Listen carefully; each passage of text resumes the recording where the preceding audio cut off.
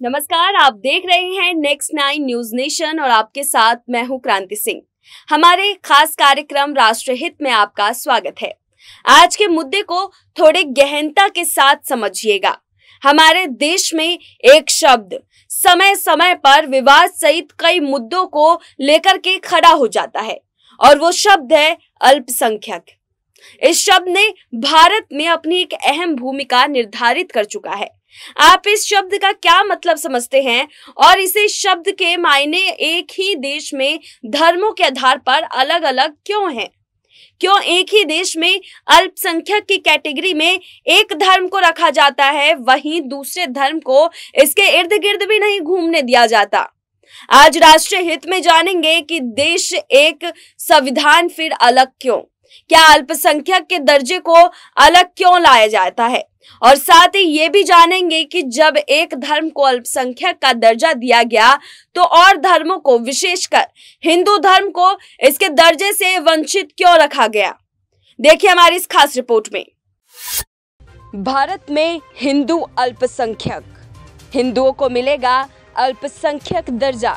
हिंदू अल्पसंख्यकों को कब मिलेगा उनका हक, जाने किन राज्यों में अल्पसंख्यक है हिंदू। सुप्रीम कोर्ट में दाखिल की गई याचिका, केंद्र से सुप्रीम कोर्ट ने मांगा जवाब, क्या अल्पसंख्यक आयोग कर पाएगा उचित न्याय।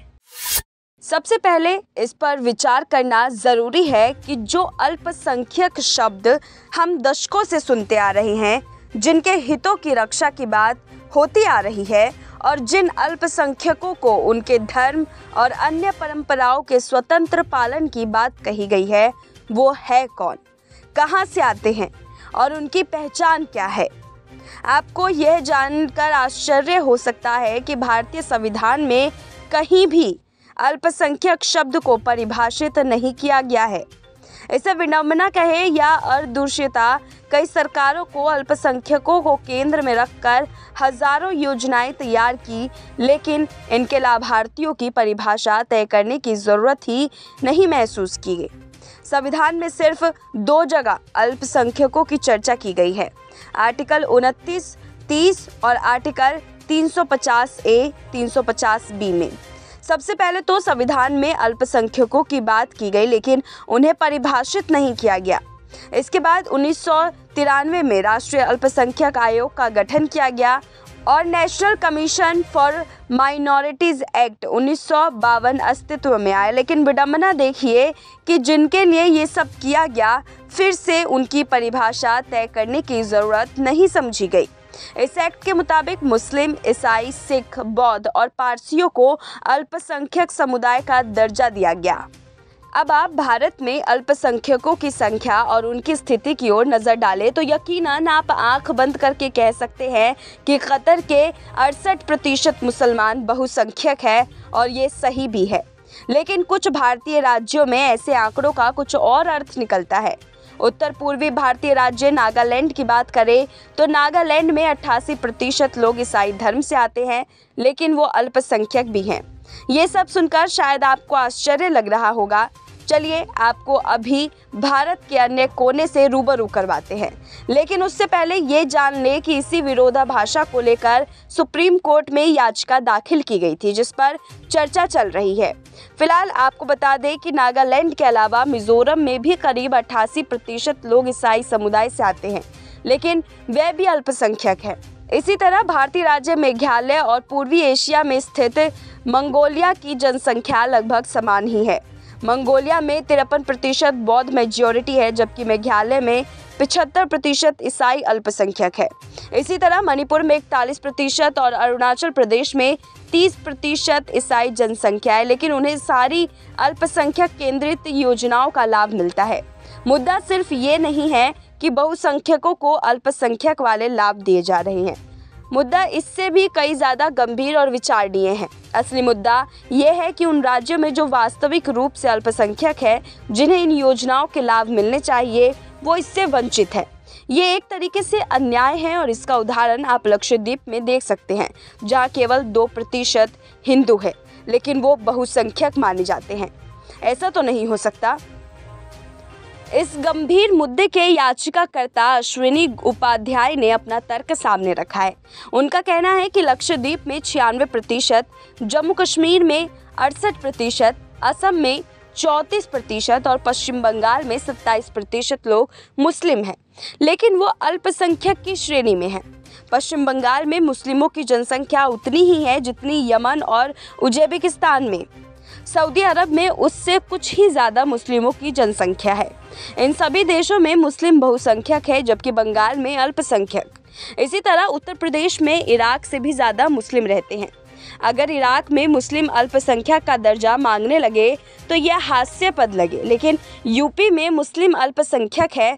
वही सुप्रीम कोर्ट में दाखिल याचिका में अश्विनी उपाध्याय ने अल्पसंख्यक शैक्षणिक संस्थानों के लिए राष्ट्रीय आयोग अधिनियम 2004 की धारा 2F की वैधता को चुनौती दी है। याचिकाकर्ता ने देश के विभिन्न राज्यों में अल्पसंख्यकों की पहचान के लिए दिशा निर्देश तय करने के निर्देश देने की मांग की है। उनकी ये दलील है कि देश में कम से कम 10 राज्यों में हिंदू भी अल्पसंख्यक है, लेकिन उन्हें अल्पसंख्यकों की योजनाओं का लाभ नहीं मिल पाता है। याचिका में कहा गया है कि लद्दाख, मिजोरम, लक्षद्वीप, कश्मीर, नागालैंड, मेघालय, अरुणाचल प्रदेश, पंजाब और मणिपुर में यहूदी, बहाई और हिंदू अल्पसंख्यक है, लेकिन वो वहां अपने शैक्षणिक संस्थान संचालित नहीं कर सकते। संविधान में दिए गए अधिकार और सुप्रीम कोर्ट की व्याख्या के विपरीत ये गलत है। वहीं इसी याचिका के जवाब में केंद्र सरकार के अल्पसंख्यक मामलों के मंत्रालय ने हल्फनामा दाखिल कर कहा कि इन राज्यों में अल्पसंख्यक समुदाय अपने शैक्षणिक संस्थान खोल सकते हैं और उन्हें संचालित कर सकते हैं। राज्य इस बारे में फैसला ले सकते हैं। हालांकि केंद्र ने ये भी कहा है कि अल्पसंख्यकों से जुड़े मामलों में कानून बनाने का अधिकार सिर्फ राज्यों को नहीं दिया जा सकता, क्योंकि इससे संविधान और सुप्रीम कोर्ट के फैसलों का उल्लंघन होगा। साथ ही केंद्र ने हिंदुओं को अल्पसंख्यक का दर्जा दिए जाने के मामले में सुप्रीम कोर्ट से ज़्यादा समय की मांग की है। केंद्र सरकार ने सोमवार को इस मामले में नया हल्फनामा दायर किया। कहा कि इस मामले में राज्य सरकारों और अन्य पक्षकारों को व्यापक विचार विमर्श की जरूरत है, क्योंकि देश भर में इस मामले का दूरगामी असर होगा। ऐसे में बिना विस्तृत चर्चा के लिए गया फैसला जटिलता का कारण बन सकता है। अब सुप्रीम कोर्ट के ताज़ा आदेश पर आते हैं। मुख्य न्यायाधीश रंजन गोगोई की अध्यक्षता वाली पीठ ने राष्ट्रीय अल्पसंख्यक आयोग को माइनॉरिटी की परिभाषा राज्यों की आबादी के हिसाब से तय करने को कहा है। संयुक्त राष्ट्र की परिभाषा को समझना जाए तो यूएन ने माइनॉरिटी की परिभाषा को समझाते हुए उन्हें ऐसा समुदाय बताया जिनके रीति रिवाज बाकी जनसंख्या से भिन्न और जिनकी जनसंख्या काफी कम हो। यूनाइटेड नेशन ने साफ साफ कहा है कि एक समूह जो किसी देश में एक पूरे के रूप में बहुमत की गठन करता है, वह राज्य के किसी विशेष क्षेत्र में गैर प्रमुख स्थिति में हो सकता है। अगर संयुक्त राष्ट्र के इस कथन को भी ध्यान में रखा जाए तो भारत के कई राज्यों में हिंदुओं को अल्पसंख्यक का दर्जा मिलना ही मिलना चाहिए। ऐसा इसलिए क्योंकि उन राज्यों में बाकी समुदाय के मुकाबले उनकी उपस्थिति या जनसंख्या काफी कम है, लेकिन बावजूद इसके अभी तक इस मामले पर कोई भी पहल नहीं की जा रही थी। लेकिन अब ये मामला सामने आया है तो तल्ख और तकरार वो भी साफ तौर पर दिखाई दे रहे हैं। लेकिन जो सवाल सबके मन में खड़ा हो रहा है वो है कि क्या देश में हिंदू धर्म के लोगों को समान अधिकार मिलेगा जो बाकी धर्मों को मिलता आ रहा है? क्या हिंदू धर्म के हक की बात आने वाले दिनों में क्या फैसला लेगा? और जब एक ही देश में बाकी धर्मों को अल्पसंख्यक का दर्जा मिल रहा है तो क्या हिंदू धर्म को भी वही दर्जा मिलेगा? खैर, अब हिंदू धर्म के लिए अल्पसंख्यक का ये मुद्दा कौन सा नया मोड़ ले सकता है, ये तो आने वाला समय ही तय करेगा। फिलहाल ऐसे ही तमाम अपडेट्स के लिए और राष्ट्रीय हित में इस नए मुद्दे को उठवाने के लिए अगर आपके मन में भी कोई नया मुद्दा आता है तो आप उस मुद्दे को हमें कमेंट सेशन के जरिए बता सकते हैं। हम अपने राष्ट्रीय हित के प्रोग्राम में आपको उसके बारे में रूबरू करवाएंगे। फिलहाल ऐसे ही तमाम अपडेट्स के लिए बने रहिए हमारे साथ और देखते रहिए नेक्स्ट 9 न्यूज नेशन।